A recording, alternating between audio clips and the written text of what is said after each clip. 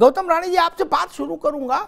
ये अचानक से मैं देख रहा हूं कि एक होता है ना कि भाई इसके पीछे कोई डिजाइन है, क्योंकि बौरे तो कोई नहीं। ये भी बालक जिस परिवार से है वो परिवार 70 साल से राजनीति कर रहा है, करुणानिधि का। तो अचानक से ये आ जाना, अच्छा बाप बेटे ने आज स्पष्टीकरण जारी करके थोड़ा टोन डाउन किया तो ए राजा आ गए अचानक से, वो उनसे भी ज्यादा बवाल क्रिएट करा दिए। इसके पीछे कोई डिजाइन दिख रही है, क्योंकि जब भी कुछ बोला जाएगा उसका धार्मिक असर क्या होगा छोड़िए, उसका राजनीतिक असर जरूर पड़ता है और तत्काल पड़ता है। गौतम राणे, निश्चित तौर पे जो आपने प्रश्न किया है, हमें आपको समझने की जरूरत है, वह तमिलनाडु के लोग हैं और तमिलनाडु में पेरियार रामास्वामी नायकर का वर्चस्व है। पेरियार रामास्वामी नायकर राम की मूर्ति पे जूता मारा करते थे और आज यही स्थिति है, वहां राम को किसी भी तरह का महत्व नहीं दिया जाता है। वो संस्कृति वही है, उन्होंने द्रविड़ संस्कृति जो वास्तविक तौर पे इस देश की संस्कृति थी, उस संस्कृति को ही प्रतिपादित किया। वहां सत्ता बदलना किसी के बस का नहीं है। हाँ, ये सच है कि उत्तर प्रदेश पे असर पड़ता है। उत्तर प्रदेश में भी एक समय ऐसा था जब उत्तर प्रदेश भी तमिलनाडु के सिंड्रोम पे चला गया था, लेकिन जो दोनों राजनीतिक दल थे वो अधकचरे किस्म के राजनीतिक दल थे। उन्होंने सांस्कृतिक जो धरोहर सम्मान था उस पे समझौता कर लिया। किसी ने कह लिया सोशल इंजीनियरिंग हो तो मान लिया, किसी ने कह लिया कि गौतम जी अभी मैं आऊंगा, दोबारा मैं आऊंगा इस पर, लेकिन मेरा सवाल मूल ये था अभी आज इस वक्त के लिए, आज की बहस के लिए, उस पर हम लोग फिर कभी चर्चा करेंगे कि तमिलनाडु में पेरियार और अन्नादुरई और चाहे जितना जो कुछ हो, ठीक, तमिलनाडु भर में ही ना खेलोगे, मैदान उतना ही छोटा है क्या? और केवल तमिलनाडु में 2 सीट ज्यादा 2 सीट कम हम करें, मान भी लेंगे पेरियार का ही डंका बज रहा, हालांकि अब बज रहा है कि नहीं बज रहा है पता करना पड़ेगा, लेकिन मान ले बज रहा, तो भी उनका बोल वचन उत्तर प्रदेश में, महाराष्ट्र में, गुजरात में, बिहार में, सब जगह ये INDIA के तो गले में अजगर कितना पड़ जाएगा। ये कहां का सफाई देते घूमेंगे पेरियार की फोटो लेके। इंडिया के गले में कभी भी अजगर की तरह यह पड़ने वाला नहीं है। आपने कहा अभी G20 चल रहा है, उसके बाद जब मोर्चा संभालेंगे तो ग्रह 20 में बदलेगा, ये आप देखिएगा। ये तमिलनाडु का सिंड्रोम इस समय उत्तर प्रदेश खासतौर से हिंदी भाषी क्षेत्रों पे कारगर साबित होगा। अब इस क्योंकि स्पष्ट लड़ाई होनी चाहिए। जिस विचारधारा से आप स्मृति ईरानी बड़ा विरोध कर रही हैं, स्मृति ईरानी का आप पार्लियामेंट में दिया गया बयान उठा करके पढ़ लीजिए तो दुर्गा को उन्होंने क्या कहा था, कहते हुए शर्म आती है, लेकिन वैश्या शब्द तक प्रयोग किया था उन्होंने, और आज दूसरी दुहाई दे रही।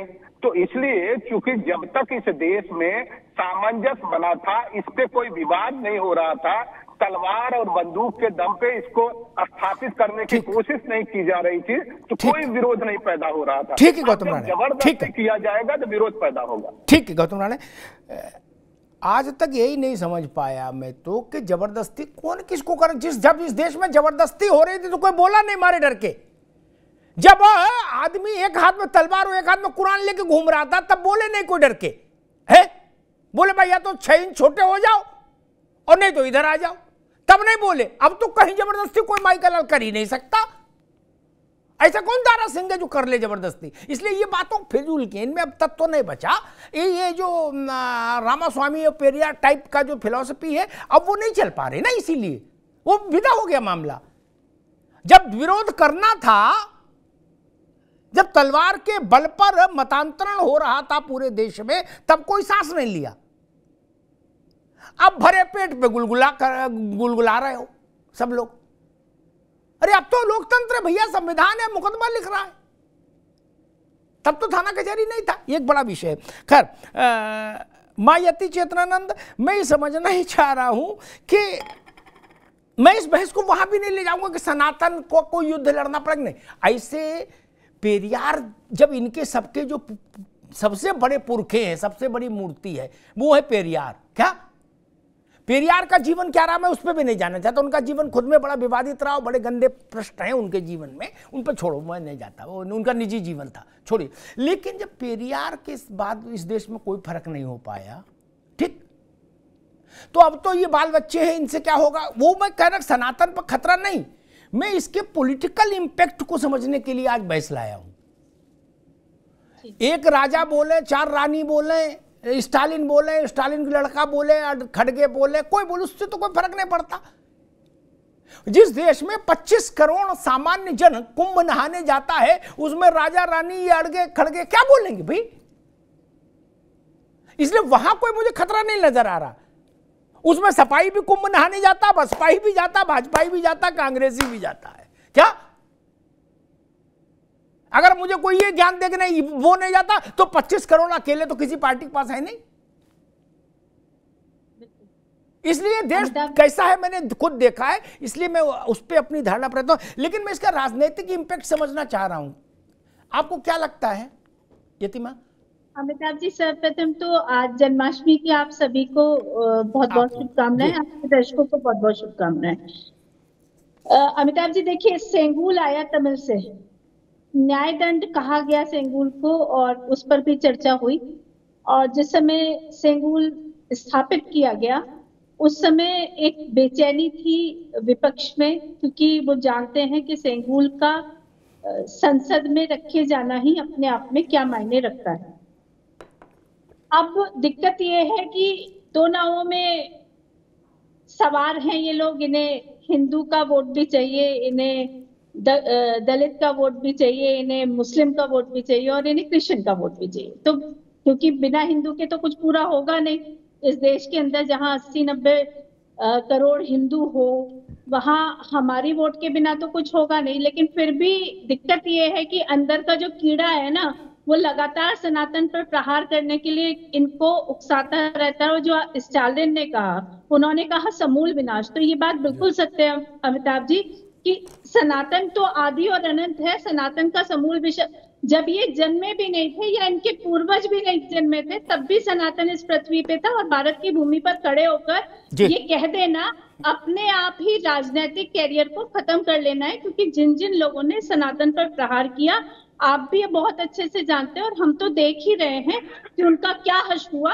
वो आज कहीं नहीं है, वो नकार खाने में तूती की तरह उनकी आवाज बोलती है, कोई सुनने वाला नहीं है।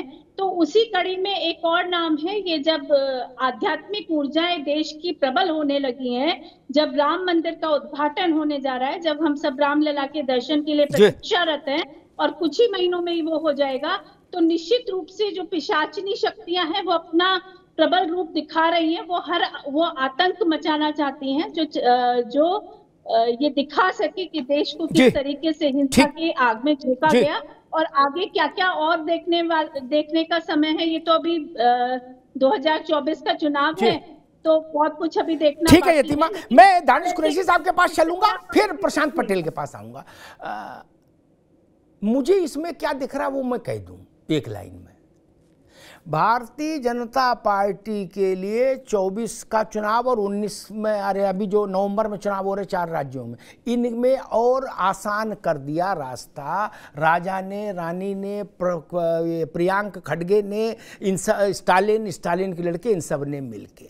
और ये बात हम नहीं कह रहे गौतम राणे जी, दानिश जी, कांग्रेसी हमसे बेहतर समझ रहे। क्या वो कंप्यूटर पे बैठे रहते, तुरंत रिलीज जारी करते जैसे इनमें से कोई बोलता, कहता हमारा इनसे कोई लेना देना नहीं। क्या वो जान रहे हैं गले में फंस गया भैया, इसको कहां उगलेंगे कहां निकलेंगे। दानिश कुरैशी साहब,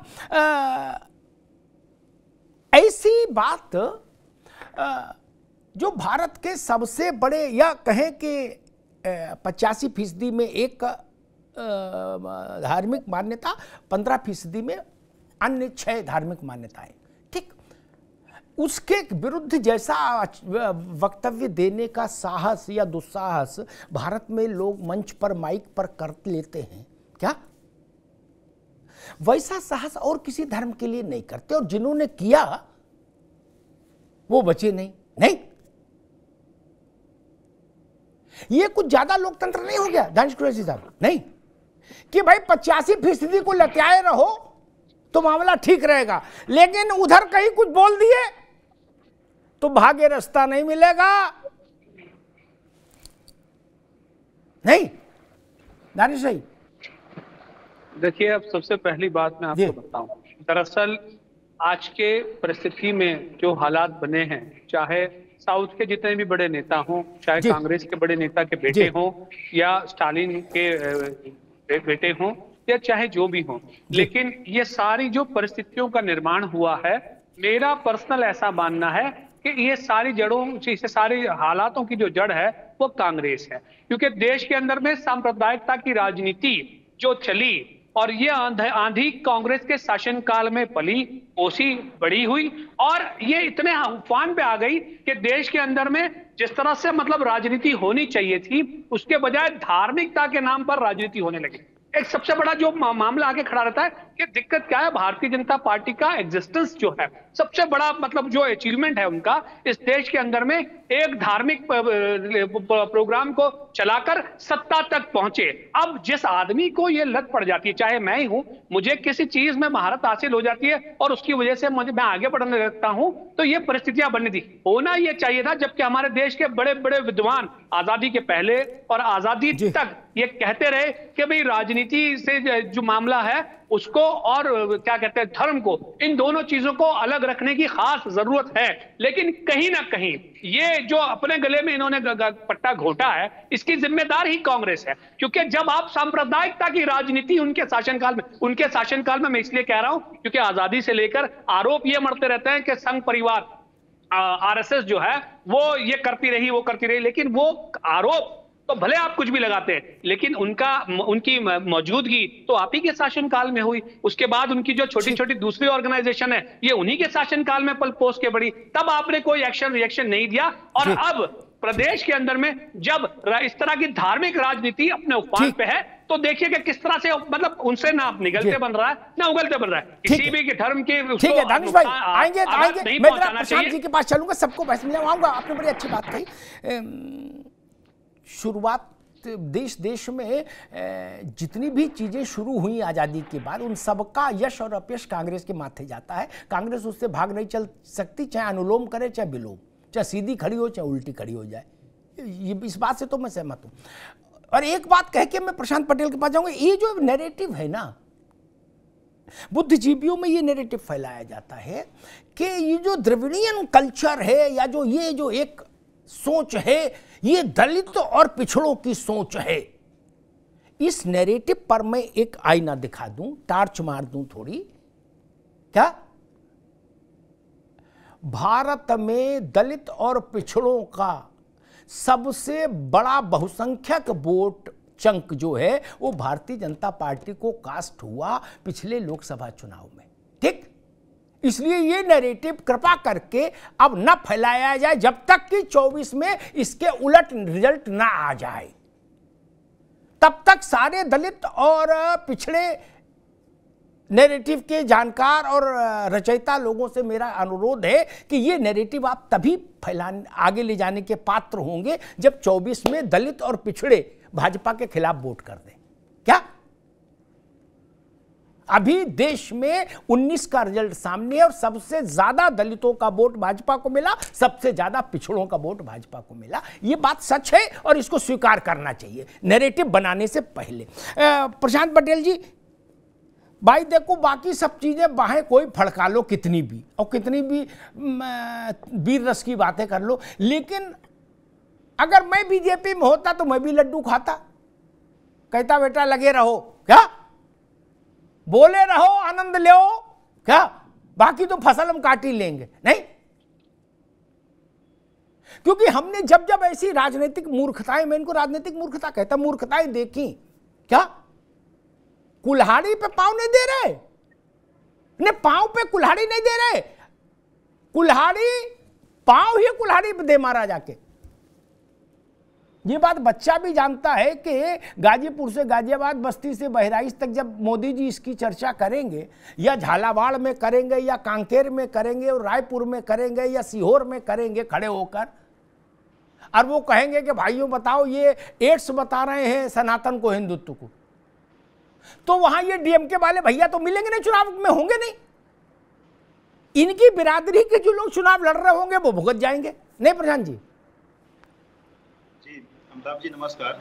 नमस्कार। देखिए, सनातन को तो समाप्त करने वाले बहुत सारे लोग आए चले गए, और जो लोग आज इस विषय में बोल रहे हैं उनके घरों की भी स्थितियां आप देख लीजिए। स्वामी प्रसाद मौर्य जी तो भी हिंदू धर्म कहते हैं, हिंदू धर्म कोई धर्म नहीं। उनकी बेटी जी शिव जी की पूजा कर रही, हवन कर रही, पूरा लगातार फोटो वीडियो लगातार अपने ट्विटर हैंडल से फेसबुक पे उस पर डाल रही हैं। स्टालिन के जो बेटे हैं उदयगिरी, उनकी माता जी लगातार मंदिरों में जा रही हैं। तो ये सब इन लोगों का दोहरा चरित्र है। अब क्योंकि स्टालिन के बेटे ने डिक्लेयर किया कि वो ईसाई बन चुके हैं, उनकी पत्नी ईसाई है।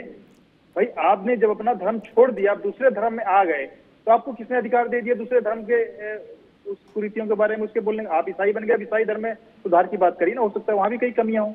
आप जब हिंदू रह ही नहीं गए हैं, इसी तरह जैसे स्वामी प्रसाद मौर्य भैया आप वो कहते हैं, डिक्लेयर करते हैं बौद्ध हैं, तब बौद्ध धर्म की बात करिए ना। आपको हिंदू धर्म से क्या लेना देना है? लेकिन ये इन लोगों का दोहरा चरित्र है। और क्योंकि वास्तव में जितने भी जिन लोगों ने घमंडिया गठबंधन बनाया, उनका चरित्र ही हिंदू विरोधी रहा है। अब ये खुल करके सामने आ गया है। और ऐसा नहीं खाली डीएमके की ही बात है, डीएमके के नेता ने बयान दिया, उसके बाद कार्ति चिदम्बरम का भी बयान आ गया। कार्ति चिदम्बरम तमिलनाडु से कांग्रेस के सांसद हैं और पी चिदम्बरम के बेटे हैं। उन्होंने बोला कि नहीं बिल्कुल, इन्होंने तो उदयगिरी जी ने बिल्कुल सही बोला है।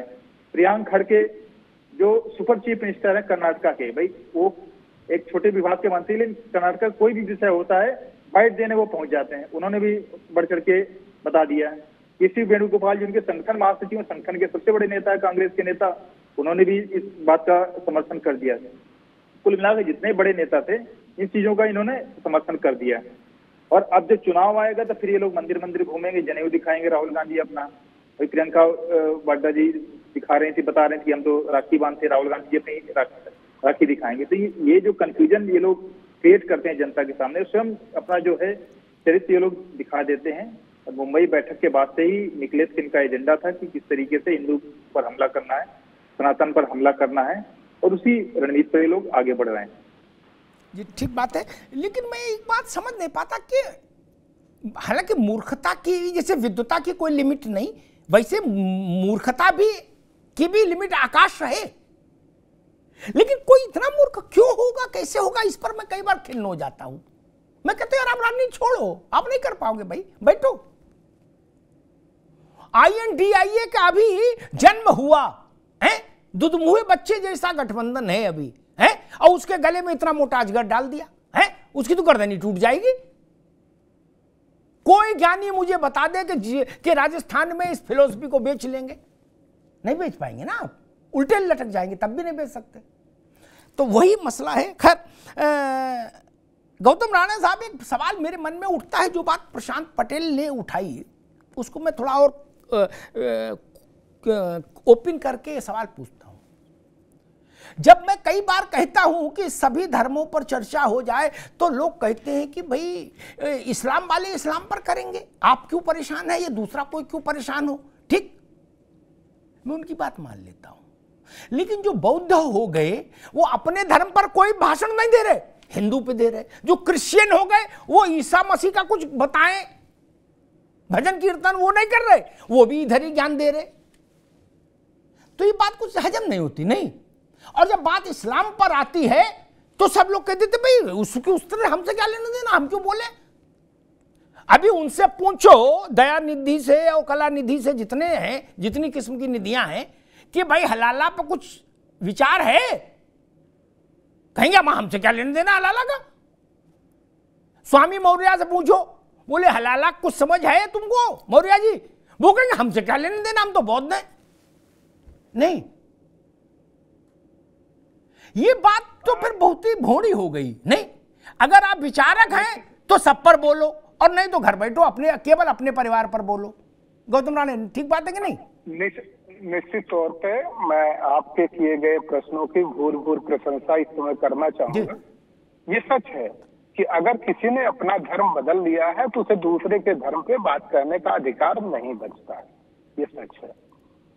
और अभी जिस तरह से बात आप कह रहे थे, जब एक हाथ में तलवार चल रही थी तो लोग उस समय क्यों नहीं बोले। आपको याद है, एक हाथ में जब तलवार थी, दूसरे में कुरान था, तो राम बोला दूबे अपना नाम बदल चुके थे, और उन्हीं जिनके हाथ में तलवार थी शायद उन्हीं के डर के नाते अपना नाम तुलसीदास रख लिया, या मुगलों ने जो तुलसीदास नाम दे दिया उसी पे चलते रहे। रामबोला दुबे का भी ये इतिहास है। हमारी बहन अभी बैठी है, हिंदू धर्म के हम ये कह रहे हैं किस ऋचा में, अगर मेरे वेद में आ जाइए तो किस ऋचा में, अगर मनुस्मृति में आ जाइए तो किस श्लोक में ये लिखा है स्त्रियों को वो धर्मगुरु हो सकती है, जो धर्मगुरु होने का अभी दावा बयान कर रही हैं। बड़ी अच्छी बात है, हमें खुशी है कि होना चाहिए, लेकिन अगर वो हिंदू वाकई है तो उन्हें ये अधिकार नहीं प्राप्त है, वो हिंदू धर्मगुरु हो ही नहीं सकती। हिंदी स्पष्ट है। ये हिंदू की जो परिपाटी है। दूसरा हम कह रहे थे कि जिस तरह से आप इस बात को लेकर चल रहे पुराण स्वीकार कर लिया है, इसलिए मुझे लगता है कि आपको सनातन पर बोलने का अधिकार नहीं है। आपने वेदों की चर्चा की, तो वेदों में विदुषी महिलाएं होती थी, और वेदों में वो भी महिलाएं हैं जिन्होंने शंकराचार्य को हराया है शास्त्रार्थ में। मैडम अगर हम पूछ ले किस वेद में है तो जरा बता दीजिए। आप ये मत बताइए कि ठीक, हम बता देंगे ठीक है, अभी बहस आपस में नहीं करो, हम बता देंगे, अपनी अपनी बात कह लो, हम बता देंगे गौतम रानी, हम बता देंगे। अरे रुको भाई, अपनी बात बोलो, हम बता देंगे ना। वेदों में स्त्रियों के लिए क्या लिखा गया है बताइए जरा। वेदों में स्त्रियों के लिए दो ही नहीं, मेरी बहस मैं दोनों को रोकूंगा, माफ करिए, ये आज गौतम रानी को भी रोकूंगा, आपको भी रोकूंगा यतीमा। नहीं, ये मेरी बहस का विषय नहीं। वेदों पर एक अलग सेशन रखेंगे, उसमें सारे विद्वानों को बुलाएंगे, लेकिन पहले मैं टेस्ट लूंगा कि वेद को आप समझते हैं कि नहीं, तब चर्चा में एंट्री कार्ड मिलेगा। वेद इतनी सस्ती चीज नहीं कि जिसको कोई भी कहीं भी खड़े होकर बताने लगे। खैर छोड़ दीजिए गौतम राणा, ये विषय नहीं है वेद का। एक बात कह दूं ताकि हमेशा के लिए रिकॉर्ड में रहे, ऋग्वेद में इस जो रचनाकार मंडल है, ठीक है ना, ऋषियों का, उसमें 8 के करीब महिलाएं हैं ऋषि, जिन्होंने सूक्त लिखे, श्लोक लिखे, ठीक है ना। इसलिए वेद को लेकर ये जो व्हाट्सएप टाइप की जानकारियां, इनके चक्कर में मत पड़ो, छोड़ो। जो विषय नहीं समझ में आए जरूरी सब में बोलो, आज जो विषय उसी पर चर्चा कर लो यार। अमिताभ जी कहिए तो मैं अरे रुक जा भैया, हम ना वेद पर चर्चा करेंगे तो आपको भी बुलाएंगे, अभी आज वेद पर चर्चा नहीं ना। आज मैं सिर्फ इतना पूछ रहा हूं, एक मिनट सुन लो मेरा सवाल दोबारा से ध्यान से। दुनिया का सबसे बड़ी आबादी वाला धर्म ईसाई, उसके बाद सबसे बड़ी आबादी वाला धर्म इस्लाम, ठीक। वहां जो बवाल चल रहा है, वहां चिंतक लोग क्यों नहीं कुछ दिशा निर्देश जारी कर रहे हैं? सारा चिंता इधर ही क्यों ठेले जा रहे हैं? मैं इससे परेशान हूं भैया। हम भी इस्लाम पर कुछ आप लोग चिंतन क्यों नहीं करते, नहीं करना चाहते? क्या आज दुनिया की इतनी बड़ी आबादी को कृतार्थ करने का कोई विचार आपके मन में नहीं आता कि आपके ज्ञान के आलोक से इस्लाम के धर्मानुलंबी जो है वो भी आलोकित हो जाएं? नहीं जी, हम भी वही जानना चाह रहे हैं। यहाँ हिंदू है कौन? आप हैं, अग्निहोत्री हैं, कोई पांडे हो जाएगा, कोई चौबे हो जाएगा, हमारी अपनी टाइटिल है, पटेल साहब बैठे हैं, पटेल साहब की अपनी टाइटिल है। अगर वाकई हिंदू होने पे इतना गर्व है तो सब लोग अपने ये टाइटिल हटाओ, हिंदू क्यों नहीं लिख रहे? गौतम रानी आएंगे, आप बहस आप दूसरी दिशा में ले जा रहे हैं, अभी रोकेंगे इस विषय में, नहीं अभी जाएंगे। मैं आप इसलिए ये सब बातें अधूरी और अर्थहीन लगती हैं, वजन नहीं आता इनमें, क्योंकि वजन आता है आपके साहस से, वरना ये अर्ध सत्य और अनुकूल सत्य की श्रेणी में आता है। मैं बड़ी एक महत्वपूर्ण बात कहूंगा, जुलाहा, अंसारी और जो तमाम किस्म की वो हैं खांचे हैं इस्लाम में, उन पर आप नहीं बोल सकते क्या? अमिताभ अग्निहोत्री बोल सकते हैं, ठीक। इसलिए आप लोग ज्यादा जो काम कर रहे हो वही करो यार, उसी में अपना आराम से रहो, सब तरफ ज्ञान नहीं दो। क्या वहां अभी ये सवाल आप पूछ सकते हैं कि इस्लाम के मुसलमान है कौन? नहीं पूछ सकते। वहां फिरके हैं, वहां शिया हैं, वहां सुन्नी है, आप नहीं पूछ सकते कि मुसलमान कौन है हमको बताओ, नहीं पूछेंगे ना, इसलिए समस्या है। इसलिए इस आज का विषय वो है ही नहीं कि मुसलमान कौन है, हिंदू कौन है। आज का विषय सिर्फ इतना था कि ये राजनीतिक लोग जो धर्म पर ज्ञान दे रहे हैं। दानिश कुरैशी साहब, मैं एक बात नहीं समझना चाहता हूं कि धर्म पर ज्ञान, किसी धर्म को का उन्मूलन करना है, उसको खत्म कर देना है, जीवह कर देना है, ये राजनेताओं के विषय का तो काम नहीं। ये उसके लिए दूसरे किस्म के लोग हैं दुनिया में नहीं। और किसी धर्म को खत्म करना है, वो व्यक्तियों के, राजाओं के बस से नहीं खत्म हुआ, सुल्तान नहीं खत्म कर पाए तो ये क्या करेंगे? नेता अपने डोमेन में क्यों नहीं रहते? दानिश कुरैशी, मेरा प्रश्न सिर्फ इतना सा है। नेताओं के लिए जो डोमेन है उसमें रहना चाहिए उनको। मैं यही कह रहा था, आगे भी पहले मैंने जो अपनी बात कही थी और इसी को मैं कंटिन्यू कर रहा हूँ कि दरअसल हो ये रहा है, लेकिन राजनेताओं का काम ये है कि राजनीति करें, उन्नत राजनीति करें, अच्छी राजनीति करें जो देश के लिए, आवाम के लिए, लोगों के लिए हो। चाहे मैं ये कह रहा हूं कि सहयोगी हो या विरोधी हो, दोनों तरफ की राजनीति करने का काम अब नेताओं का काम है। धर्म की अगर बात की जाए तो मैं ये कह रहा हूं कि धर्म की बात करने के लिए या उसका सहयोग या उसका विरोध करने के लिए अलग अलग प्रकार के जो धार्मिक गुरु हैं की जरूरत है। अगर इस्लाम में बात की जाए तो उनके जो धर्म गुरु हैं वो बात करें, ईसाइयों की बात की जाए तो उनके अपने पादरी हैं। लेकिन हमारे देश की जो राजनीति में जिस तरीके का हमारा पूरा मामला खिचड़ी बनाई जा रही है ना, इस खिचड़ी में दो चीजें मिक्स की जा रही है और उसमें एक आम इंसान पिसता जा रहा है। तमाम लोगों की बात कर रहा हूं। इसीलिए हमारे यहाँ प्रॉब्लम ये हो रहा है कि हमारे यहाँ धर्म की राजनीति राजनेता कर रहे हैं और उस धर्म की राजनीति के अंदर में क्या बोलते, धर्म के नेता जो हैं वो अपना मफाद ढूंढने जब निकले हैं ना, तब जाके ने प्रॉब्लम क्रिएट हो रहा है। मुझे ये बताइए कि सारी लड़ाई इस बात पर ये होनी चाहिए कि भाई मोदी जी की मुखालिफत करिए आप, भारतीय जनता पार्टी की मुखालिफत करिए आप, कि भाई उसकी क्या कुरीतियां हैं या क्या कमियां हैं जो विपक्ष के तौर पे उजागर करने की जरूरत है। जरा जरूरत इस बात की हो ही कैसे कि भाई कौन से धर्म के अंदर में क्या बुराई है या कौन से धर्म के अंदर में क्या अच्छाई है,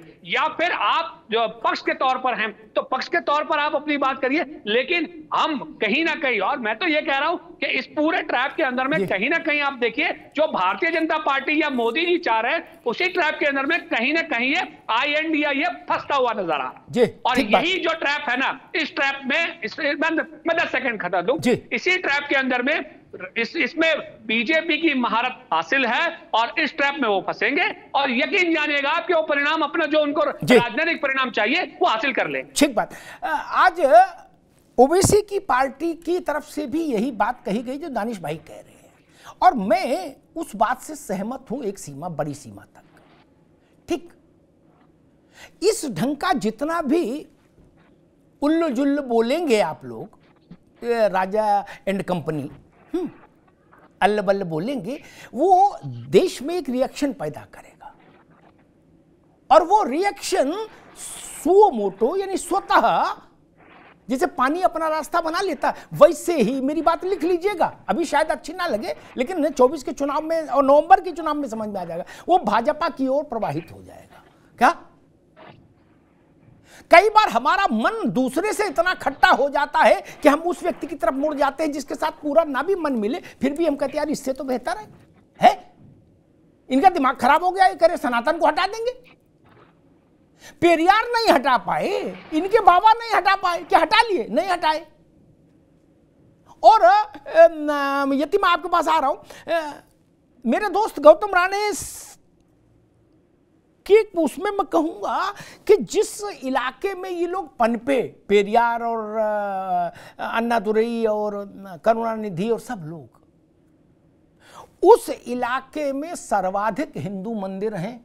यतिमा, तमिलनाडु का जो राजस्व है पर्यटन का, उसमें सर्वाधिक योगदान हिंदू मंदिरों का है। क्या ये क्या उखाड़ लिए? ये क्या कुछ उखाड़ लिए? नहीं ना, नहीं ना। और उसी तमिलनाडु में मेरा तो अवसर रहा मिलने का ऐसे लोगों से। क्या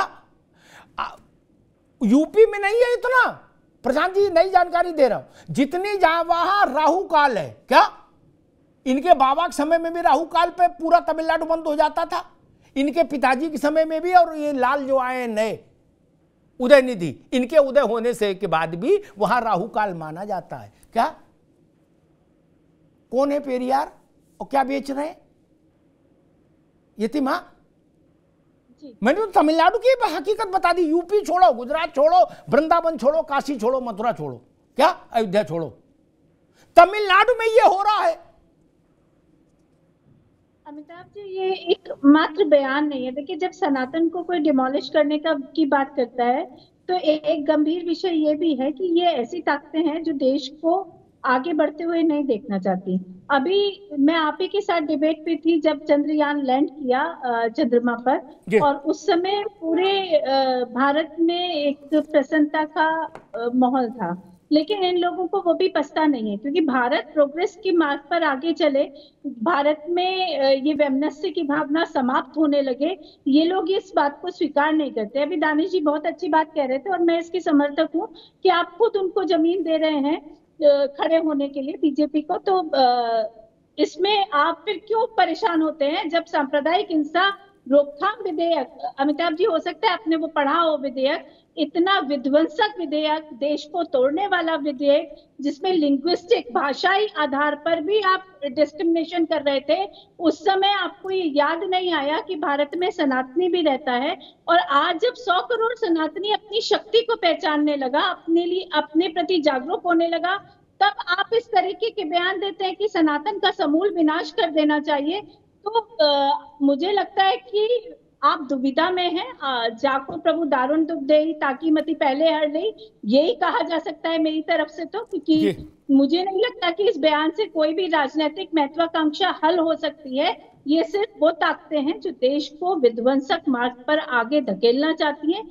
इन ताकतों पर लगाम लगनी अनिवार्य है और इनको रोका जाना चाहिए। एक संवैधानिक पद पर बैठकर आप देश में, भारत जैसे देश में जिसका मूल ही, जिसकी आत्मा ही सनातन है, उस पर आप प्रहार कर रहे हैं, तो इन पर कार्रवाई तो होना बनता है।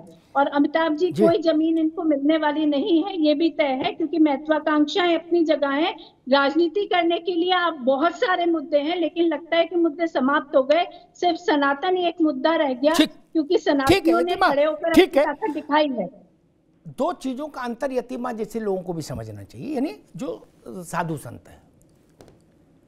नेहरू के समय में कार्रवाई पेरियार पर इसलिए नहीं होती थी क्योंकि डर जाते थे नेहरू जी। हालांकि नेहरू जी ने पेरियार के लिए क्या कहा, वो मैं दो शब्द उद्धृत कर दूं।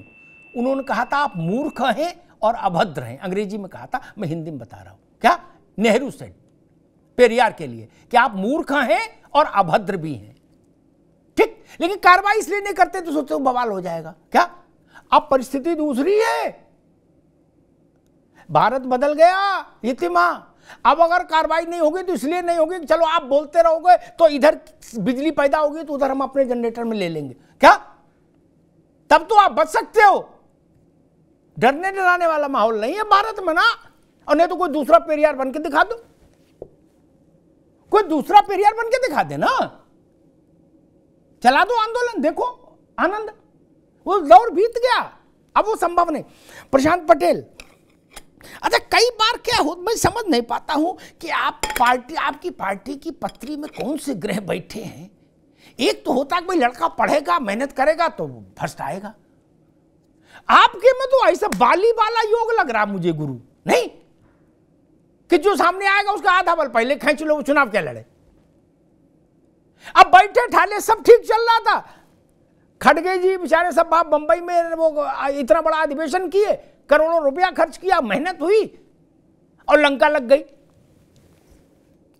मैं तो इस उसमें हूं कि अभी तक मोदी जी उतरे नहीं, अभी तो इशारा है, इशारे में ये कहर बरपा है।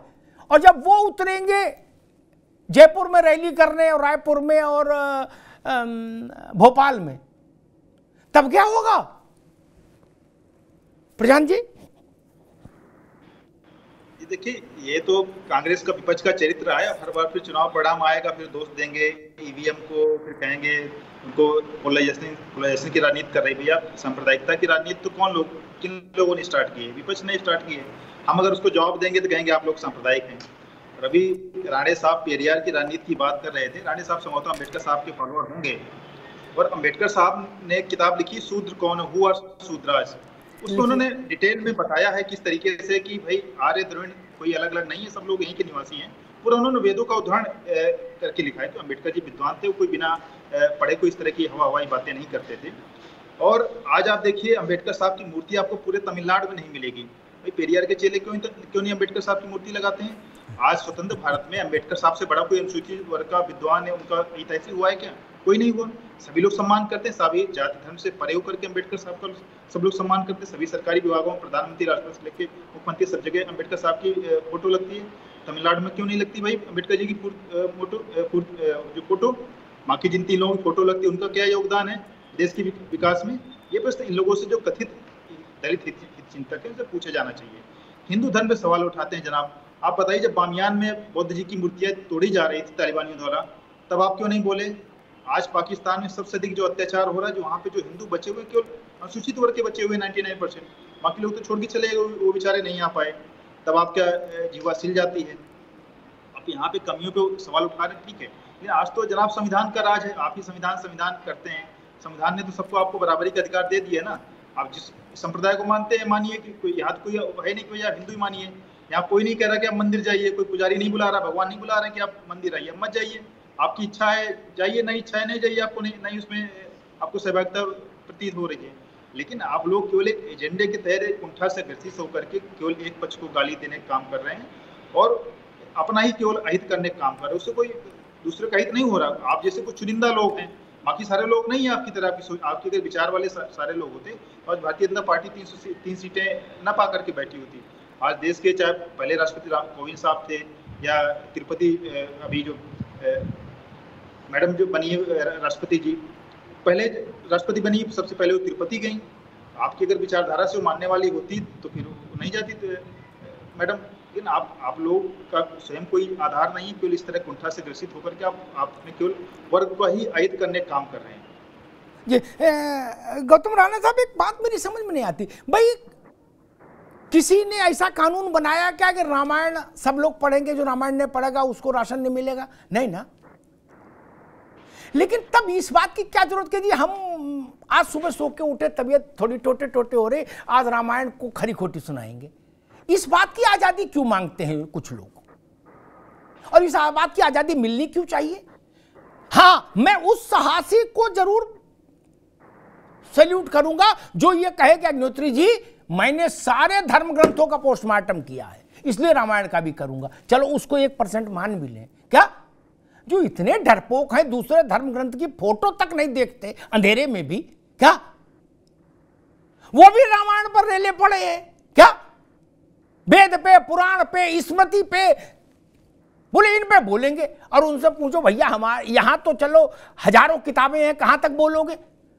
जहां एक है वहां कुछ रोशनी डालो तो कहते लो इसी बात कह रहे हो। गौतम राणा, ये हिपोक्रेसी नहीं है क्या?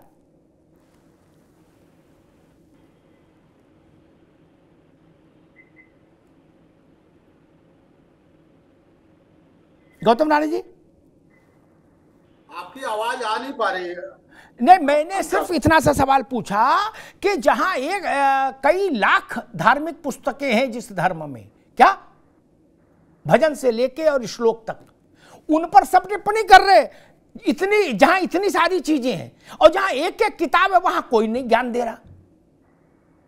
हम ऐसा ही आदमी ढूंढ रहे हैं टार्च लेके, ऐसा कोई संभावी मुझे मिले, समदृष्टा, जो कहेगा अग्निहोत्री जी देखिए मैंने क्रिश्चियनिटी, बौद्ध, नव बौद्ध, हिंदुइज्म और इस्लाम सब पर प्रहार किया है। ऐसा नहीं मिला। नहीं, यही तो प्रश्न है। हिपोक्रेसी है यहाँ, मतलब नहीं, जो जिस हिंदू की आप बात कर रहे हैं, पहले हिंदू की बात कर रहे हैं, वो क्या इस पे अटैक करने वाला या इसकी कमियां निकालने वाला हिंदू है कि नहीं है? प्रश्न ये है। अगर इसकी कमियां निकालने वाला हिंदू है और हिंदू में गिना जाता है, जो 90 करोड़ की संख्या, 100 करोड़ की संख्या काउंट हो रही है, ये उसमें आते हैं कि नहीं आते? और आते हैं तो ये इनका विशेषाधिकार है, उस पर वो टिप्पणी कर सकते हैं। जो उसकी कमियां हैं, जो उसकी त्रुटियां हैं, अभी धर्मगुरु बता रही थी, संवैधानिक पद पे बैठा हुआ व्यक्ति इस तरह के कमेंट करे तो आपको एक कमेंट तो जरूर करना चाहिए। विवेक देवराय, आर्थिक सलाहकार प्रधानमंत्री का, वो संवैधानिक पद पे नहीं बैठा है क्या? उसने कहा संविधान बदल दिया जाना चाहिए, फिर क्यों जुबान नहीं आप लोगों की खुलती चाहिए? इस पे भी विरोध दर्ज होना चाहिए। तो अगर हिंदू में वो काउंट किया जा रहा है तो हिंदू के कमियों को उजागर करना उसका विशेषाधिकार है, उसे करना भी चाहिए। अगर कोई भी व्यक्ति मुस्लिम है, ईसाई है, बुद्धिस्ट है, पारसी है, यहूदी है, निश्चित तौर पे उसका कोई हक नहीं है। और जब भी कोई देश हमारे देश की उपलब्धि पे कोई टिप्पणी करेगा तो निश्चित तौर पे हमारे लिए दुश्मन का काम करेगा। हमारा प्रधानमंत्री कोई हो सकता है, सरकारें आती है जाती हैं, लेकिन देश की उपलब्धि पे किसी को प्रश्न करने का अधिकार नहीं है। ठीक बात। दानिश भाई, मेरा सवाल अनुत्तरित ही रहा कि अव्वल तो आप जिस विषय के विद्वान नहीं हैं उस पर मत बोलिए, ठीक है, और अगर बोलिए तो इतना साहस रखिए कि बस सब पर बोलिए। अगर आप मानते हैं कि आप इंटेलेक्चुअल हैं सोसाइटी में, बोलिए जी हम तो विद्वान हैं, हमें जात धर्म से क्या लेन देन, हम तो सब पर बोलेंगे, हमने सब पढ़ा है क्या, तो सब पर बोलिए। ये पिक एंड चूज नहीं करिए, तनाव नहीं बढ़ाइए। दानिश कुरैशी जी, देखिए, मैं पहले ही बता चुका कि दरअसल इन सारी चीजों पर जिस पर आपकी मास्टरी नहीं है या जो चीज आप एक्सेप्ट करते हैं उन चीजों पर, अगर रिलीजन की बात की जाए, मजहब की बात की जाए, तो भाई मुझे चाहिए कि भाई मैं अपने मजहब पे बोलूं तब तो ठीक है, या अगर किसी का अच्छा बोल सकता हूं तो बोलूं, और अगर अच्छा नहीं बोल सकता तो उसमें बुराई से बचने की जरूरत है, ठीक है। लेकिन अगर आप ये कह रहे हैं कि भाई मान लीजिए कि अगर मैं बाय रिलीजन मुस्लिम हूं और अगर मैं क्रिटिसिज्म करता हूं तो करिए, सबसे पहले तो आप जहां है वहां पे करिए, बजाय किसी और के मजहब के बात करने की। लेकिन फिर मैं एक बात यही दोहरा रहा हूं कि देश की जो राजनीति है उसके अंदर में धर्म को बीच में लेकर आने की जरूरत ही नहीं है, क्योंकि जब तक आप इन दोनों चीजों को मिक्सअप करते रहेंगे तो देखिए लोगों के अंदर में गुस्सा बढ़ेगा, क्योंकि आप किसी के मजहब के लिए बोलेंगे, आप मेरे मजहब के लिए भी बोलेंगे तो भी मैं बर्दाश्त नहीं करूंगा, या मैं आपके मजहब के लिए कहूंगा तब भी बर्दाश्त नहीं करेंगे। तो सवाल यह है कि लोगों के दिलों में गुस्सा बनेगा। हमारे देश की तरक्की का सबसे बड़ा मापदंड ये होना चाहिए कि हमारे यहाँ दो चीजें बन रही हैं, एक तो नेता जो हैं वो क्या कहते हैं मजहबी बात कर रहे हैं, और दूसरी तरफ से जब रिएक्शन होता है तो आवाम की तरफ से भी अपनी सोच और समझ बढ़ाने के बजाय रिलीजियस बात। हमारा मुल्क जो है, हमारा देश की अगर बात की जाए, यहाँ तमाम धर्म के लोग हैं और हर आदमी अपने मजहब से जुड़ा हुआ है, और मुझे लगता है कि एक आम इंसान चाहे किसी भी मजहब का हो, उसकी प्राइमरी, मैं 10 सेकंड उसकी प्राइमरी सोच ये है कि भाई मेरे मजहब से ऊंचा दूसरा कुछ नहीं होता, तो बाकी सारी चीजें जो हैं वो सेकेंडरी हो जाती हैं। तो हमारा जो वो होना चाहिए, तरक्की का जो मापदंड होना चाहिए, उसके बजाय जब हम उस पे आ जाते हैं रिलीजन के ऊपर, तो वो चीजें नुकसानदेह होती हैं दो तरीके से। एक तो पॉलिटिकल नेता इस तरीके की बात कर रहे हैं, और दूसरा आवाम को भी जो मिलना चाहिए उसके बजाय वो रिलीजियस सेंटिमेंट के साथ में ज्यादा अग्रेसिव जाती है, जो परिणाम के लिए अच्छा नहीं है। दानिश जी ने जो बात कही ना, उस पर मैं एक टिप्पणी करके फिर एक कड़ा सवाल यति मां से लूंगा, क्योंकि इधर वालों से भी कभी कड़ा सवाल होना चाहिए। सत्य तो बड़ा कड़वा होता है, लेकिन दानिश भाई के उसमें मैं कह दूं, दानिश भाई रोटी सब्जी दाल चावल कढ़ी दही बड़ा बनाने में बहुत मेहनत लगती, बहुत टाइम लगता है। क्या मैगी गर्म पानी में डालो, ऐसे ऐसे हिलाओ, बन गई क्या? ऐसे अल्ल बल्ल बयान मैगी है, 2 मिनट में मजा देते हैं, इसलिए सब बोल रहे हैं। जिनको ABCD नहीं पता वो भी ज्ञान दे रहे हैं क्या? जिनसे बुला के बैठा लोग भैया 4 बातें बताओ किसी भी मजहब में, उसके रहस्य बताओ, कुछ नहीं बता पाएंगे। लेकिन ये टीवी की जो बलिहारी है, बोले ठीक है ये जहां दिखी कैमरा वहां भाषण देना शुरू कर दिया, नहीं वो उसी का यति महा। एक बात मैं समझ नहीं पाया, अभी नई संसद का वो हुआ था उद्घाटन, इसी तमिलनाडु से अधीनम व्यवस्था के साधु संत, बड़े बड़े रुद्राक्ष और जटाजूट वाले बलकल धारण किए हुए आए थे दिल्ली। क्या देश ने उनका बड़ा मान किया, सम्मान किया, सेंगोल लिया, बाबा को प्रणाम किया है, धूप दीप दिखाया। क्या वो बाबा सब कहां चले गए? अब वो एक बयान भी नहीं जारी किया, अंदर से ही कर देते, बाहर ना आते मान लो डर के, नहीं अंदर ही चुपचाप किवाड़े बंद करके रखते अधीनम का, लेकिन अंदर से ही एक रिलीज फेंक देते बाहर, नहीं बिल्कुल अमिताभ जी। जब वो दिल्ली तक एक मिनट सुन लीजिए, जब वो दिल्ली तक आ सकते हैं, यहाँ फोटो खिंचा सकते हैं, एएनआई को बाइट दे सकते हैं, मंत्र सुना सकते हैं, धूप बत्ती अगरबत्ती ग्रहण कर सकते हैं, फल केला मिष्टान्न ग्रहण कर सकते हैं, तो अब उनको बोलना चाहिए था कि नहीं बोलना चाहिए था कि सनातन को खत्म कर देंगे की बात आई? तो काशी से बोल रहे हैं जितेंद्रानंद सरस्वती, क्या अभिमुक्तेश्वरानंद बोल रहे हैं, अयोध्या से सत्येंद्रनाथ जी महाराज बोल रहे हैं, क्या रविंद्रपुरी गिरी जी महाराज बोल रहे हैं अखाड़ा परिषद से, क्या? और अधीनम वाले बाबा कहां हैं, ये ना पूछूं? नहीं अमिताभ जी, बिल्कुल बहुत कटु। अब वो बाबा कहां है? और अगर बाबा नहीं आए तो आगे से उनको फोटो खिंचाने का अधिकार नहीं होना चाहिए? बिल्कुल अमिताभ जी, आपका प्रश्न बहुत कटु है और इस कटु सत्य को स्वीकार करना चाहिए। देखिए, अभी आप लगातार ये पूछ रहे थे कि इस्लाम पे कोई क्यों नहीं बोलता, ईसाईयत पे कोई क्यों नहीं बोलता।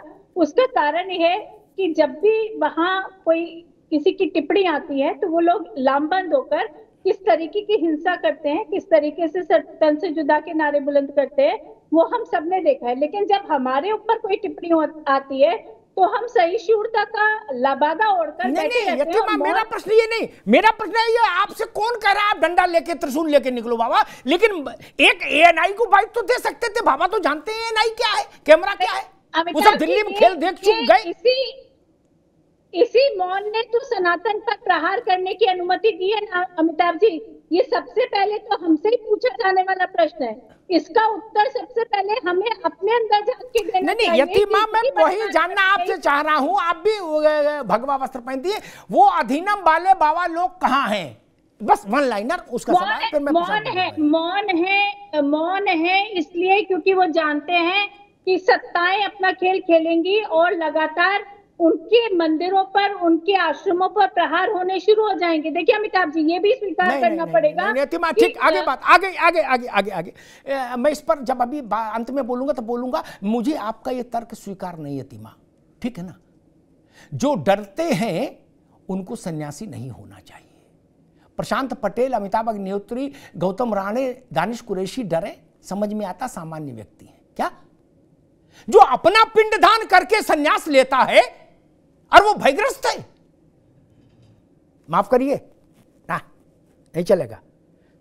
सन्यासी कैसे बनता है? पिंडदान करके बनता है ना, अपना तर्पण करके सन्यासी बनता है। और जिनका हलक सूखता है, मैं उनसे कहूंगा आप साइड हो जाइए। भारत में समर्थ गुरु रामदास जैसे लोगों की पूजा हुई है, ठीक है ना? आप केवल मेवा मलारी खाने के लिए हैं, चांदी का छत्र, सोने का सिंहासन, मेवा मलारी दक्षिणा, ये आप लेंगे और बोलने में कहेंगे अरे अमिताभ जी आप मरवा दोगे हैं, हमें डर नहीं लगेगा दरोगा जी आएंगे तो? अगर आप दरोगा से डरते हैं तो सन्यास मत लीजिए। भारत ने समर्थ गुरु रामदास को देखा है जिसने शिवाजी पैदा कर दिया, और वहीं शिवाजी ने पैदा किया। लोगों के ज्ञान वर्धन के लिए बता दो, मथुरा में जो युद्ध हुआ था औरंगजेब के खिलाफ ऐतिहासिक, उसके भी सूत्रधार समर्थ गुरु रामदास थे। बहुत कम लोग जानकारी होगी। वैसा सन्यासी चाहिए यतीमा, ठीक? चढ़ावा इधर ले आओ, बाकी बवाल का काम दूसरे को बताओ, ये नहीं चलेगा। नहीं, ये नहीं चल नहीं सकता। अब जमाना बदल गया, सबके लिए कह रहा हूं, केवल राजनेताओं के लिए नहीं, संतों के लिए भी कह रहा हूं, जमाना बदल गया महाराज, ऐसे नहीं चलेगा। प्रशांत पटेल जी, खैर आप वो संतों की बात आ गई थी बीच में, वो दूसरी धारा हो गई, लेकिन मैं समझना चाह रहा हूं राजनीतिक लोगों को विशुद्ध धार्मिक विषयों से, धार्मिक कथाओं पर कभी कभी अपने भाषणों में उल्लेख करने अच्छे के लिए, जो बात दानिश जी कह रहे थे, तो अच्छी बात है। लेकिन अगर कहीं आपको ऐसी बात बोलनी है जो किसी के मन को आहत करे, धर्म से जुड़ी, तो राजनेताओं को उससे अपने को दूर नहीं रखना चाहिए। वो डोमिन ही नहीं आपका। निश्चित तौर पर राजनीति और धर्म अलग अलग विषय हैं। जो लोग राजनीति करते हैं, राजनीति करें, जो धर्म की बात करते हैं, धर्म की बात करें। और विशेषकर अगर आपको बोलना है धर्म के बारे में, अपने धर्म की अच्छाई के बारे में बोलिए, दूसरे के बारे में आलोचना करने की क्या हो सकता है। आप राजनीति करें, अपनी पार्टी की आप बात करिए। आप अगर कोई अपना धर्म संप्रदाय मानते हैं तो ठीक है, नहीं मानते तो और अच्छी बात है, लेकिन देश तो संविधान से चल रहा है, किसी धार्मिक पुस्तक से तो चल नहीं रहा है। तो संविधान तो सबको इक्वलिटी दे रहा है। आप जो अपना अपना फॉलो करिए, नहीं करते हैं आर्टिकल 25 के अंतर्गत सबको अपनी अपनी धार्मिक मान्यताओं को पालन करने का अधिकार है, कोई कुछ नहीं कहता, किसी को कोई रोक टोक नहीं। आज के समय में आज कोई अब अत्याचार के आग पर रोना रोती के 1000 साल पहले हुआ था, तो उसकी कंपनसेशन में तो बहुत सारे कानून बना दिए गए ना। अब रोना मत रोइए कि 1000 साल पहले हुआ था, आज आपको इक्वल राइट दे दिया गया और ऊपर डबल प्रोटेक्शन दे दिया गया। आप इवन आज जो लोग रोना रोते हैं उनको तो पहले से अधिक बाकी लोगों से अधिक अधिकार दे दिया गया है, तो फिर आप किस बात का जात कर रोना रोते हैं। आज उसको डिफेंड किया जा रहा है कि अरे भाई उनके ऊपर अत्याचार हुआ इसलिए बोल रहे हैं। तो इसका मतलब थोड़ी कि आपके एक गाल पे किसी के 3 पीढ़ी पहले में तमाचा मारा तो उसको आप उसका आज गला काट देंगे। उसके लिए आज आपको प्रोटेक्शन मिल गया है ना संविधान के तहत, और कई सारे कानून बना दिए गए हैं, उसका आपको कंपेंसेशन मिल रहा है। तो उस चीज को आप भूल के बिल्कुल तमीज से रहिए, उसको संवैधानिक मान्यताओं के साथ कानून का पालन करिए। ये सब चीजें चलने वाली नहीं है। लेकिन अब क्या है कि राजनीति के लिए लोग चाहते हैं कि इस तरह की, जैसे आपने पहले बताया कि ये मैगी वाला है विषय, अब उदयगिरी को कितने लोग जानते थे दक्षिण में, नहीं जानते। वही मैं कह रहा हूं। लोग हैं जो राजनीति, तो उनके लिए भी उनका एक जो वर्ग है उसके भी तो फेमस हो गए। स्वयं प्रसाद मौर्य भी इसी तरह की राजनीति के तहत चल रहे हैं। वैसे कोई नहीं पूछ रहा था, चुनाव हार गए तो सोचे इसी बारे रामचरितमानस को गाली देंगे, कुछ लोग हमारा नाम ही होगा, नाम हो भले बदनाम हुआ, नाम तो हो गया। इस तरह की मानसिकता से लोग चल रहे हैं। क्योंकि अमिताभ जी इसलिए भी हो रहा है कि भाई इधर वाले लोग तो तलवार लेके गला काटने की बात कर नहीं रहे हैं। एक आध का अगर कुछ हो जाता काम तो ये लोग भी चुप हो जाते हैं। बात देखिए यही है। अब चूंकि संवैधानिक हम लोग सब कानून से बंधे हुए कानून का पालन करते हैं, हम लोग ये सब नहीं बात करते हैं हिंसा की। हम चाहते हैं जो जिसको भी जो इस तरह काम करता है उसको कानून के दायरे में सजा दी जाए। आपने जैसे प्रश्न उठाया कि बाकी सवाल क्यों नहीं उठाते, भाई इसलिए नहीं उठाते हैं भाई अपनी सबको अपना चेंज कम होने का डर है। यहाँ पता है भाई कुछ दिन चिल्लाएंगे, गाली गलौज करेंगे, 10 लाख इनाम की घोषणा करेंगे, उसका होना जाना कुछ नहीं है, इसलिए इनका मन बढ़ रहा है। कल से 1-2 कोई सरफिरा आके इनको निपटा देगा तो ये सब जो है ना ये बोलना तो बंद कर देंगे। ठीक बात। देखिए मुझे लगता है कि सबसे पहले जो मैंने यति माँ से सवाल पूछा तो उस पर मैं एक पंक्ति और कहूंगा। स्वामी स्वरूपानंद जी महाराज अब स्मृति शेष हैं, ब्रह्मलीन हैं, शंकराचार्य थे, यति माँ 20-25 साल पहले मैं उनसे मिला, हम और वो 2 ही थे। उनकी बड़ी कृपा हुई, अनुग्रह रहा मेरे प्रति। मैंने उनसे कहा कि महाराज मैं ये चाहता हूं आपके चरण कमल अब की चातुर्मास जो है वो कश्मीर में हो। आपका क्या ताप से झुलस रहा है कश्मीर, आपके चरण पड़े तो त्रिविध ताप से मुक्त हो कश्मीर। वो नाराज हो गए मुझसे, बोले या तो हमको मरवाना चाहते हो, ऐसी सलाह दे रहे हो। माफ करिएगा मुझे, संत को भय होए तब मामला नहीं चलेगा, माफ करिए। केवल चढ़ावा प्रसाद के लिए है क्या? नहीं। मैं पिछले 3-4 दिनों से अधीनम बालों बाबाओं को ढूंढ रहा हूं। क्या बाबा मौन है, अंतर्ध्यान है, समाधिस्थ है, ये ठीक नहीं। हमने आपको धर्म का पहरुआ बनाया है क्या? प्रशांत पटेल से अपेक्षा नहीं रखता ना मैं, ये उनको हमने राजकाज के लिए रखा है, वो वोट की लड़ाई के लिए है। लेकिन आपका हम महाराज कहते सिर झुकाते हैं ना, नेता के आगे तो नहीं झुकाता मैं सिर। और आपका ये अंदाज कि कोई कह रहा है हम सनातन को जड़ से खत्म कर देंगे, और जिनका सारा वैभव, सारा आभा मंडल सनातन की कृपा से है, यतिमा सनातनी ही नहीं होंगे तो कौन सा मठ चलेगा, कौन सा मंदिर चलेगा? आपको भी अपने कपड़े खुद ही धो के सुखाने पड़ेंगे और अपनी रोटी खुद बनानी पड़ेगी क्या? नहीं। ये हजारों शिष्य, ये करोड़ों भक्त, ये अडानी अंबानी का लाइन में लग के दर्शन करना आपके, मैंने देखा है। ये किस लिए है? कोई गंडा ताबीज के लिए तो है नहीं, किस लिए है? तो जब समय आए तो उस चुनौती को स्वीकार करिए इस देश ने में राम को किसने राम बनाया? एक संत ने, विश्वामित्र ने। विश्वामित्र भी अधीनम जैसे हो जाते तो क्या होता यतिमा? वो भी कहते मूंदहु आंख कतहु कछुना ही, तुलसी बाबा कह गए। क्या आंख बंद करो सो जाओ और किवाड़ा लगा लो, क्या और लाइट बंद कर लो, बवाली कटे, क्या बाहर कोई सनातन खत्म करे, कुछ भी खत्म करे, अपने से कोई मतलब नहीं, क्या नहीं ना। उन्होंने संघर्ष किया ना, एक राजा के पुत्र लाए और उसको राम बना के, भगवान बना के देवत्व तक पहुंचा दिया कि नहीं विश्वामित्र ने? यह बात तो मैं कहूंगा इधर।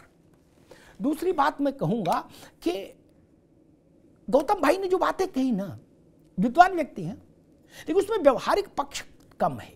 एक व्यवहारिक पक्ष मैं जोड़ देता हूं। ऐसे जो मिशनरी आंदोलन टाइप की बात के जो ब्लॉक्स भारत में रहे, उनसे मेरा परिचय रहा, उठना बैठना रहा एक पत्रकार के नाते। अंदर से सब एक ही हैं।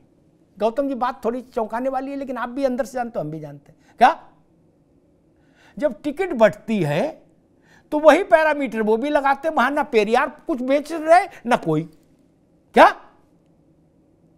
पूछा जाता भाई ब्राह्मण है, बोले कितना वोट है तुम्हारे पास, बोलो क्या, अच्छा इतने में इतना दलित मैं मिलवा दूंगी, जीत जाओगे, निकाल लोगे सीट, ये मुझे आना पड़ेगा, बोले डन इसका ओके कर दो। ऐसे नहीं होता क्या?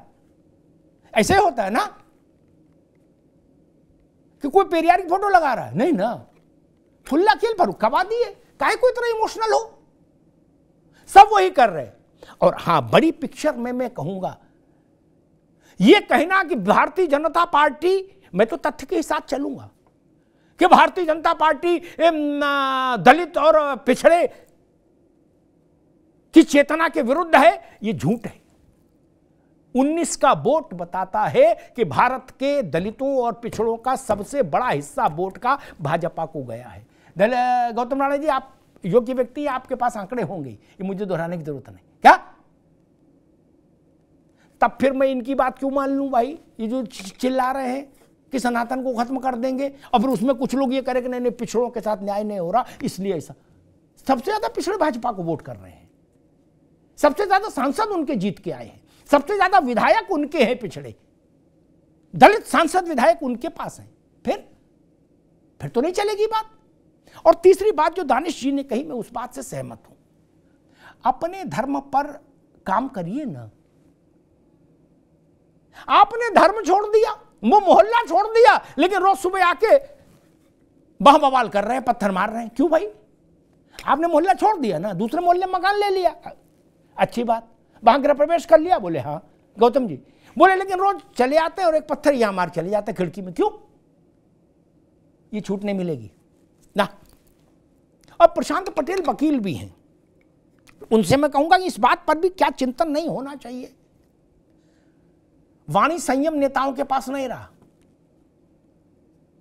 अभद्रता सीमा लांघ रही है, मर्यादा का चीरहरण हो रहा है। ऐसे ऐसे लोग पैदा हो गए हिंदुस्तान में जो करे हम सनातन को खत्म कर देंगे। अरे चंगे जाए, मंगोल आए, कौन कौन आए, वो नहीं कर पाए। बाबर से लेके हूण से लेके कौन कौन, अब्दाली और कब्दाली सब आके चले गए। किसने, कौन भाई का लाल सनातन खत्म कर दिया? ये क्या बेचते हैं? लेकिन क्या ये समय नहीं आ गया कि ईश निंदा जैसा कानून न सही, जैसा दूसरे देशों में है, दुनिया के खासतौर पर इस्लामिक देशों में, लेकिन कुछ कानून होना चाहिए। ये केवल भावनाएं आहत होने वाले मुकदमे से बात नहीं रुकती। क्या नेता की चमड़ी इतनी मोटी है, वो कहता लिखा दो मुकदमा, मैं देख लूंगा। क्या कह रहे हैं ना वो, ये उदय, कि हम लड़ लेंगे मुकदमे। मैं ये नहीं कह रहा फांसी दे दो डायरेक्ट, लेकिन हां कुछ ऐसा तो हो कि भाई जेल की रोटी खानी पड़ेगी, जेल का पानी पीना पड़ेगा। क्या ऐसा कानून तो बनना चाहिए। ये अन्ना पशु भी की टाइप का आचरण तो बंद होना चाहिए ना, कि चाहे सिंह दे मारो। धर्म ने आपका क्या बिगाड़ा भाई? हर धर्म के अपने अपने सिद्धांत हैं, उसके मानने वाले हैं। और कोई कह रहा था कि हर व्यक्ति जो जिस धर्म को मानता है उसके लिए वो धर्म सर्वोपरि है। कोई अपने माँ बाप के बारे में गलत बात सुनता है क्या? धर्म भी प्राण में बसता है, प्राण तत्व है। और भारत का प्राण तत्व अगर सनातन नहीं है तो फिर कौन है? इस्लाम की तो उम्र ही अभी 1400-1500 साल है कुल। ईसा से 1500 साल पहले, ईसा से 1500 साल पहले ऋग्वेद का रचना काल माना जाता है। उस समय कोई धर्म था क्या? ने गूगल देख के बताइएगा। नहीं था। तो जब नहीं था तो भारत का प्राण तत्व तो भक्ति भारत था। जनाम भारतम, ये ऋग्वेद के सूक्त में है शब्द भारत, भारत के जन। तो इसलिए मैं कहता हूं सारे धर्म उसके बाद आए, इसलिए प्राण तत्व तो यही है। तो इसकी आलोचना का लाइसेंस हम किसी मुख्यमंत्री के साहबजादे को नहीं दे सकते। यह नहीं संभव है। यह संयम से नहीं रुक सकता, आलोचना से नहीं रुक सकता, तो कानून बनना चाहिए। किसी भी धर्म के बारे में बिलो द बेल्ट बात कोई करे उसको जेल डालो। शारीरिक मतलब वो होता कठोर कारावास, शारीरिक श्रम वाली जेल में भेजो। मजाक बना के रखा। कांग्रेस का क्या होगा, भाजपा का क्या होगा, किसको नफा होगा, किसको नुकसान होगा, छोड़िए। लेकिन हमारे धर्म को कोई लांछित क्यों करे? सबसे बड़ा सवाल ये है। आपके पास दूसरे विषय है चुनाव लड़ने के लिए, लड़िए। नई विषय है, खोजिए। नहीं खोज सकते, राजनीति से संन्यास ले लीजिए। लेकिन इसकी अनुमति भारत में नहीं होनी चाहिए कि कोई सिरफरा खड़ा हो जाए माइक लेके और कहे कि ये एड्स है सनातन। यहां बिशरख गांव है नोएडा में, यतीमा, वहां मंदिर है महादेव का। चंद्र स्वामी ने उसकी खुदाई कराई थी, 175 फीट खोदा था, तब भी शिवलिंग का मूल नहीं मिला। क्या? फिर बंद करके चले गए थे। जब शिवलिंग का मूल नहीं खोज पाए तो सनातन का मूल खोजोगे कि सनातन कब जन्मा? जो अजन्मा है वही अनंत है। धन्यवाद।